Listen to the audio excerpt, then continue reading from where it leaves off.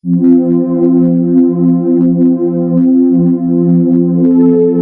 इस पुस्तक में लिखा हुआ है धरती ऊपर स्वर्ग कैसे बना। आगे लिखा है हमारे नियम हैं। पहला नियम, किसी नशीले पदार्थ का सेवन नहीं करते, यानी किसी प्रकार का नशा नहीं करते, जो संत रामपाल जी महाराज जी के अनुयायी हैं वो। दूसरा नियम, तंबाकू का सेवन नहीं करते। कोई भी संत रामपाल जी महाराज जी के अनुयायी तंबाकू का सेवन नहीं करते। तीसरा नियम है, दहेज नहीं देते हैं वह ना लेते हैं। आपने कई शादियाँ देखी होंगी, ना वो दहेज लेते ना देते। चौथा नियम है, विवाह में एक पैसा भी खर्च नहीं करते हैं। जो ये बैंड बाजे शादी, मतलब बैंड बाजे और ये फालतू के जो खर्च होते हैं वो कुछ भी नहीं करते संत रामपाल जी महाराज जी के अनुयायी। चोरी ठगी जारी से डरते हैं, पर स्त्री गमन व्यभिचार इन सब से बहुत ही दूर है, मतलब ये भूल के भी नहीं करते, ये गलत काम बिल्कुल नहीं करते, ना रिश्वत लेते। छठा नियम है, परमात्मा का नाम जपते हैं। सातवां नियम है, धार्मिक अनुष्ठान गुरुजी की आज्ञा में रहकर करते हैं। इन सभी को नियम को पालन करते हुए संत रामपाल जी बताते हैं ऐसे धरती ऊपर स्वर्ग बना है, कलयुग में सतयुग बनेगा।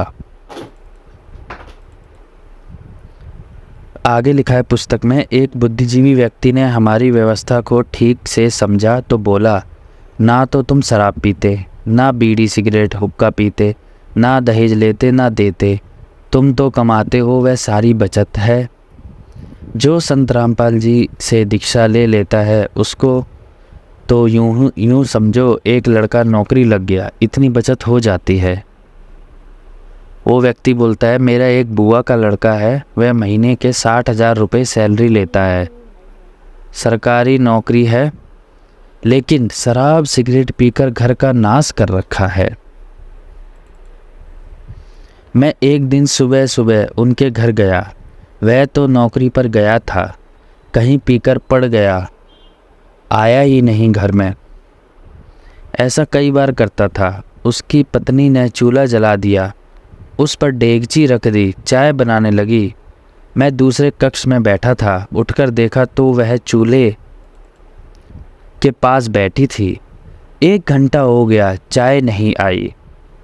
तब मेरी बुआ उस शराबी की माता जो दूसरे लड़के के साथ रहती थी आई, बोली, उठ ले, कितनी चाय पीवेगा, ना चीनी ना दूध ना चाय पत्ती, नाश कर रखा है लड़के ने। मैं दूसरी बुआ के लड़के के घर गया, वहाँ चाय पी, कुछ सामान दुकान से खरीदकर उसके घर डाल कर आया। उसकी पत्नी रो रही थी। मैं चला गया। 6 महीने बाद फिर जाना हो गया। मैं देखकर आश्चर्यचकित था कि इतना अच्छा मकान रिपेयर लिपाई सफ़ेदी करके सुधार रखा था। घर में सब सुविधा का सामान था। मेरी बुआ जी भी वहीं थी, वह बुआ का बेटा भी वहीं था। मैंने पूछा, 6 महीने में यह नरक स्वर्ग कैसे बन गया? उस भाई ने बताया, इस गांव में संत रामपाल जी सत्संग करने आए थे। रात्रि 9 बजे का समय था। मैं ड्यूटी से आया, घर पर कोई नहीं था। मुझे पता चला सत्संग में गए हैं सभी लोग। मैं गया था अपनी पत्नी को बुलाने, जो बच्चे समेत सत्संग में गई थी। उस दिन कहीं से पीने का जुगाड़ बना नहीं। मैंने भी सत्संग सुना तो मेरी आंखें खुल गई। सारा सत्संग जैसे मेरे ऊपर था। गुरुजी को पता भी नहीं था मैं कौन हूँ। मैंने उसी दिन नाम ले लिया। सब बीड़ी शराब वाहियत का खर्च बंद कर दिया। जो कमाता था सारी बचत है। ना रिश्वत लेने की आवश्यकता, ना कंपनी में ओवरटाइम करना। ओवरटाइम वाला पैसा भी नशे में जाता था। उसके स्थान पर अन्य भाई बहनों को रोज़गार मिल गया। ऋषि जैसा जीवन बन गया। मैं बोला कि खर्च करने की जगह ही नहीं बचती। सब बकवाद छूट जाती है। मेरी बुआ के बेटे का घर नरक से स्वर्ग बना मेरी आंखों के सामने।